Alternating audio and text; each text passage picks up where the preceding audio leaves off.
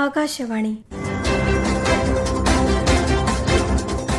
നമസ്കാരം. കേരളം ഉൾപ്പെടെ 4 സംസ്ഥാനങ്ങളിലേക്കും കേന്ദ്രഭരണ പ്രദേശമായ പുതുച്ചേരിയിലേക്കുമുള്ള നിയമസഭാ തെരഞ്ഞെടുപ്പും 6 സംസ്ഥാനങ്ങളിലെ 8 നിയമസഭാ മണ്ഡലങ്ങളിലേക്ക് നടക്കുന്ന ഉപതെരഞ്ഞെടുപ്പും സംബന്ധിച്ച് ആകാശവാണി തിരുവനന്തപുരം പ്രാദേശിക വാർത്താ വിഭാഗം തയ്യാറാക്കിയ സ്പോട്ട്ലൈറ്റ് പരിപാടിയിലേക്ക് സ്വാഗതം.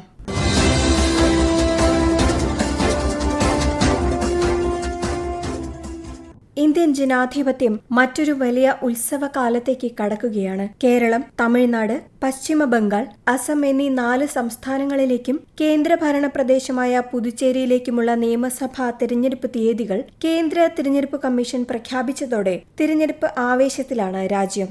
ന്യൂഡൽഹിയിൽ നടന്ന വാർത്താ സമ്മേളനത്തിൽ മുഖ്യ തിരഞ്ഞെടുപ്പ് കമ്മീഷണർ ഗ്യാനേഷ് കുമാർ, തിരഞ്ഞെടുപ്പ് കമ്മീഷണർമാരായ സുഖ്ബീർ സിംഗ് സന്ധു, വിവേക് ജോഷി എന്നിവർ ചേർന്നാണ് പ്രഖ്യാപനം നടത്തിയത്.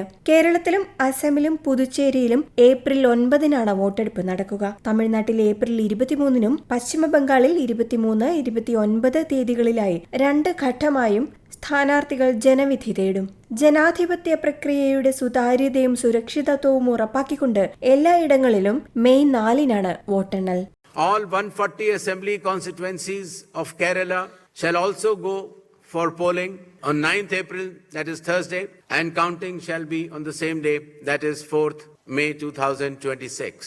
Puducherry also will go along with Assam and Kerala. The date of poll is 9th April and the counting will be 4th of May. Tamil Nadu, all 234 assembly constituencies will go for poll on 23rd of April in one phase, and the counting shall be on the same day for all the 5 states/UT, that is 4th of May 2026. കേരളത്തിൽ 140, തമിഴ്നാട്ടിൽ 234, അസമിൽ 126, പശ്ചിമ ബംഗാളിൽ 294, പുതുച്ചേരിയിൽ 30 എന്നിങ്ങനെ ആകെ 824 മണ്ഡലങ്ങളിലേക്കാണ് തിരഞ്ഞെടുപ്പ് നടക്കുന്നത്.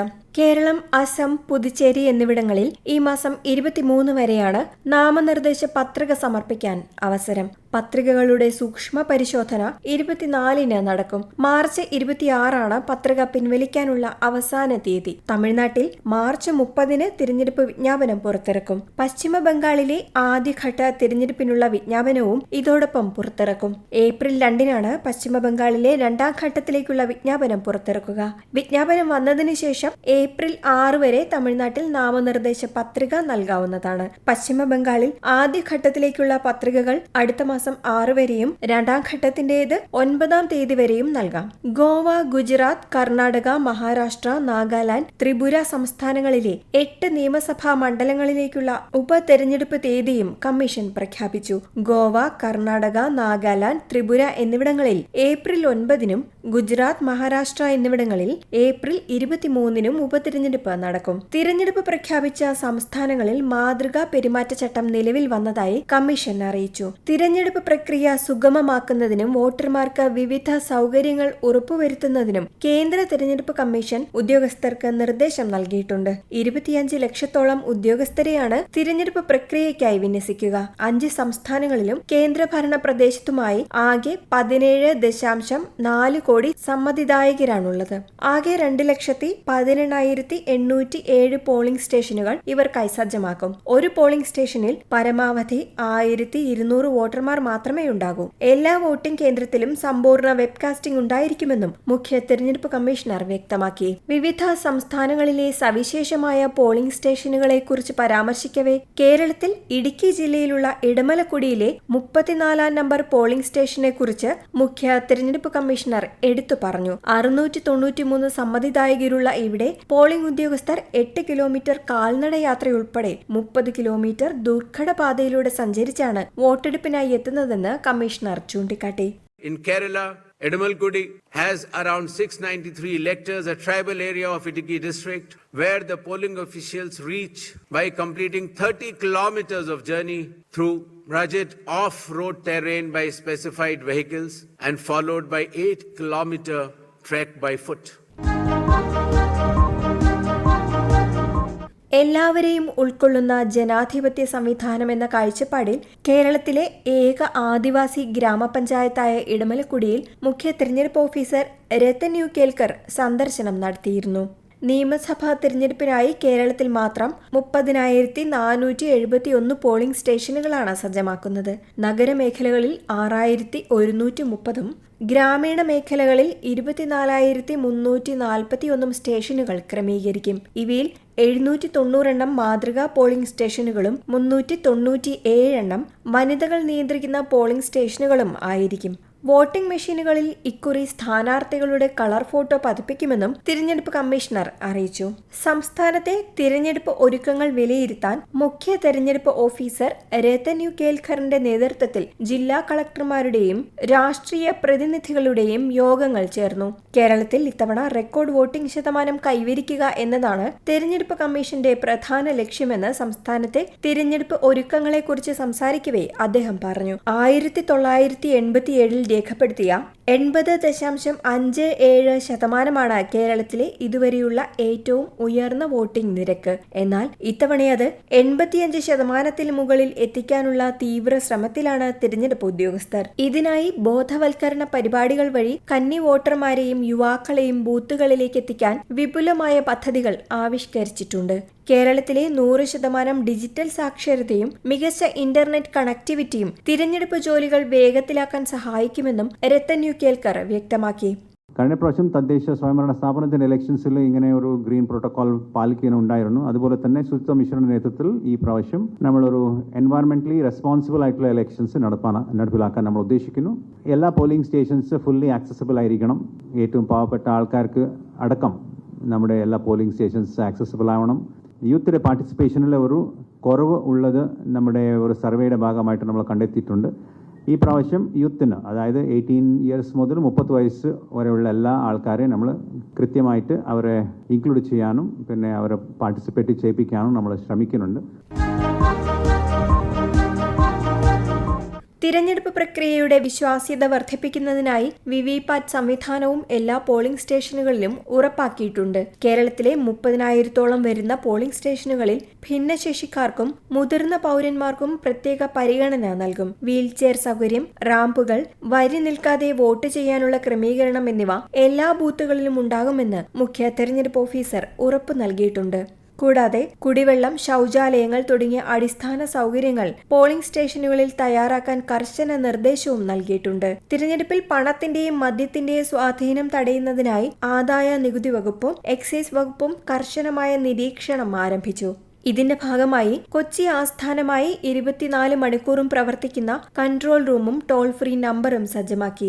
തെരഞ്ഞെടുപ്പ് നടക്കാനിരിക്കുന്ന എല്ലാ സംസ്ഥാനങ്ങളിലും തെരഞ്ഞെടുപ്പ് ഉദ്യോഗസ്ഥർക്ക് ആവശ്യമായ പരിശീലനം നൽകി കഴിഞ്ഞു. കേന്ദ്രസേനയെ വിന്യസിച്ചുകൊണ്ട് ക്രമസമാധാനം ഉറപ്പാക്കുമെന്ന് ശ്രീ ജ്ഞാനേഷ് കുമാർ വ്യക്തമാക്കിയിട്ടുണ്ട്. സമൂഹ മാധ്യമങ്ങൾ വഴി വ്യാജ വാർത്തകൾ പ്രചരിപ്പിക്കുന്നത് തടയാൻ പ്രത്യേക നിരീക്ഷണ സെല്ലുകൾ പ്രവർത്തിക്കും. നിയമസഭാ പൊതു തിരഞ്ഞെടുപ്പുമായി ബന്ധപ്പെട്ട് മാതൃകാ പെരുമാറ്റച്ചട്ടം നിലവിൽ വന്ന സാഹചര്യത്തിൽ സമൂഹ മാധ്യമങ്ങൾ ഉപയോഗിക്കുമ്പോൾ ജാഗ്രത പുലർത്തണമെന്ന് കേരള പോലീസ് അറിയിച്ചു. സോഷ്യൽ മീഡിയ ഗ്രൂപ്പുകളിൽ വരുന്ന മെസ്സേജുകൾ, ചിത്രങ്ങൾ, വീഡിയോകൾ, ഓഡിയോ ക്ലിപ്പുകൾ എന്നിവ അഡ്മിന്മാർ കൃത്യമായി നിരീക്ഷിക്കണമെന്ന് പോലീസ് നിർദ്ദേശിച്ചു.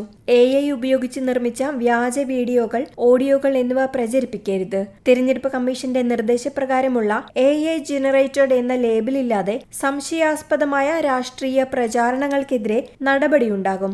ജാതി, മതം, വർഗം, സമുദായങ്ങൾ എന്നിവയുടെ പേരിൽ വിഭാഗീയതയോ ശത്രുതയോ ഉണ്ടാക്കുന്ന തരത്തിലുള്ള സന്ദേശങ്ങൾ നിർമ്മിക്കുകയോ പ്രചരിപ്പിക്കുകയോ ചെയ്യരുത്. വോട്ടെടുപ്പ് തീയതി, സ്ഥാനാർത്ഥികൾ എന്നിവയെക്കുറിച്ചുള്ള വ്യാജ വാർത്തകൾ പ്രചരിപ്പിക്കരുതെന്നും പോലീസ് നിർദ്ദേശിച്ചു. വോട്ടെടുപ്പ് അവസാനിക്കുന്നതിന് 48 മണിക്കൂർ മുൻപ് തുടങ്ങുന്ന സൈലൻസ് പീരിയഡിൽ യാതൊരു വിധത്തിലുള്ള തെരഞ്ഞെടുപ്പ് പ്രചാരണങ്ങളും സോഷ്യൽ മീഡിയ വഴി നടത്തരുതെന്നും കർശന നിർദ്ദേശം നൽകിയിട്ടുണ്ട്. തെരഞ്ഞെടുപ്പ് സമാധാനപരമായി നടത്താൻ എല്ലാ ക്രമീകരണങ്ങളും ഏർപ്പെടുത്തുമെന്ന് രാഷ്ട്രീയ പാർട്ടി പ്രതിനിധികളുടെ യോഗത്തിൽ മുഖ്യ തെരഞ്ഞെടുപ്പ് ഓഫീസർ രത്തൻ യു കേൽക്കർ വ്യക്തമാക്കി. അവധി ദിവസങ്ങളിൽ നാമനിർദ്ദേശ പത്രിക സ്വീകരിക്കുന്ന കാര്യം പരിശോധിക്കുമെന്നും ശ്രീ കേൽക്കർ പറഞ്ഞു. നിയമസഭാ തെരഞ്ഞെടുപ്പിൽ വീട്ടിൽ വോട്ട് ചെയ്യുന്നവർ ഈ മാസം 20-നകം അപേക്ഷ നൽകണമെന്ന് മുഖ്യ തെരഞ്ഞെടുപ്പ് ഓഫീസർ അറിയിച്ചു. 85 വയസ്സ് പിന്നിട്ടവർക്കും 40% ഭിന്നശേഷിയുള്ളവർക്കുമാണ് നിയമസഭാ തിരഞ്ഞെടുപ്പിൽ വീട്ടിൽ വോട്ട് ചെയ്യാനാകുക. തിരഞ്ഞെടുപ്പ് കമ്മീഷന്റെ പോർട്ടലിൽ നിന്ന് ഡൗൺലോഡ് ചെയ്തെടുത്ത ഫോം 12D-യിൽ ബൂത്ത് ലെവൽ ഓഫീസർ മുഖേനയോ നേരിട്ട് റിട്ടേണിംഗ് ഓഫീസർക്കോ അപേക്ഷ നൽകാമെന്ന് മുഖ്യ തിരഞ്ഞെടുപ്പ് ഓഫീസർ അറിയിച്ചു. കേരളം, പുതുച്ചേരി, അസം, തമിഴ്നാട്, പശ്ചിമ ബംഗാൾ നിയമസഭാ തിരഞ്ഞെടുപ്പിനും 6 സംസ്ഥാനങ്ങളിലെ ഉപതിരഞ്ഞെടുപ്പിനുമായി 1111 നിരീക്ഷകരെ കേന്ദ്ര തിരഞ്ഞെടുപ്പ് കമ്മീഷൻ നിയോഗിച്ചു. നിയമസഭാ തിരഞ്ഞെടുപ്പിനോടനുബന്ധിച്ചുള്ള ചെലവ് നിരീക്ഷകർ കഴിഞ്ഞ ദിവസം സംസ്ഥാനത്തെത്തി. ആകെ 40 ചെലവ് നിരീക്ഷകരാണ് കേരളത്തിലുണ്ടാവുക. തിരഞ്ഞെടുപ്പുമായി ബന്ധപ്പെട്ട് നിയോഗിച്ച പൊതു നിരീക്ഷകരും സംസ്ഥാനത്തുണ്ടാകും. എല്ലാ പൗരന്മാരും ജനാധിപത്യത്തിന്റെ സുപ്രധാന പ്രക്രിയയിൽ പങ്കാളികളാകണമെന്നും സമ്മതിദാനാവകാശം വിവേകപൂർവ്വം വിനിയോഗിക്കണമെന്നും തിരഞ്ഞെടുപ്പ് കമ്മീഷൻ ആഹ്വാനം ചെയ്യുന്നു. വരാനിരിക്കുന്ന ദിവസങ്ങളിൽ സ്ഥാനാർത്ഥി നിർണയം പൂർത്തിയാകുന്നതോടെ രാഷ്ട്രീയ പാർട്ടികളുടെ പ്രചാരണ പരിപാടികൾ സജീവമാകും. പിന്നാലെ കേരളം ഉൾപ്പെടെയുള്ള 5 ഇടങ്ങളും വൻ രാഷ്ട്രീയ മാറ്റങ്ങൾക്ക് സാക്ഷ്യം വഹിക്കുമെന്നാണ് വിലയിരുത്തൽ.